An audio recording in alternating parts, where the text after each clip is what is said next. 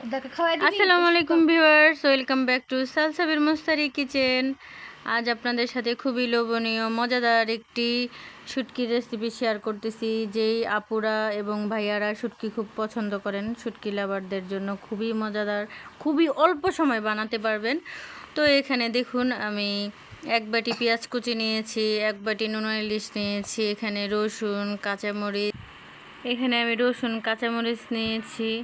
তো একটা ছোট বাটিতে আমি হলুদের গুঁড়ো, মরিচের গুঁড়ো, ধনিয়ার গুঁড়ো, স্বাদ মতো লবণ নিয়ে নিয়েছি। এখন চুলায় দিয়ে দিচ্ছি কড়াই, এবার তেল দিয়ে দিয়েছি, পেঁয়াজ কুচিটা দিয়ে দিয়েছি।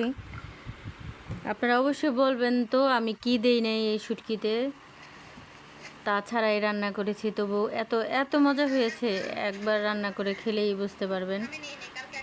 তো এখানে পেঁয়াজটা কিছুক্ষণ ভাজার পরে আমি সেই মশলাটা গুলিয়ে রেখেছিলাম দিয়ে দিলাম।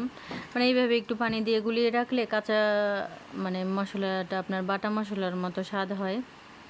তো এই যে অল্প একটু পানি দিয়ে আবার মশলাটা অনেক ভালো করে কষিয়ে নিব। তো কষানো হয়ে গেছে, দেখুন কি সুন্দর তেল উঠতেছে। তো এবার একটু পানি দিয়ে দিলাম, এক মগ মানে মেজারমেন্টের 1 কাপ পানি হবে, এখানে বেশি পানি দেওয়া লাগবে না। তো এটা আমি ঢেকে দিব।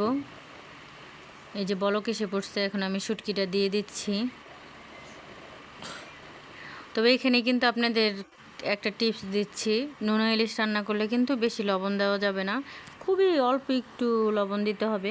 আপনি যদি পরিমাণ মতো লবণ দিতে যান, শুটকিটাতেও লবণ থাকে, যার জন্য অনেক বেশি লবণ হয়ে যায় আর খেতে পারে না, তখন বলে নোনা ইলিশ ভালো লাগে না। কিন্তু আসলে নোনা ইলিশটা খুব মজার একটা শুটকি, রান্না করে গুছিয়ে রান্না করে খেতে পারলে খুবই মজা।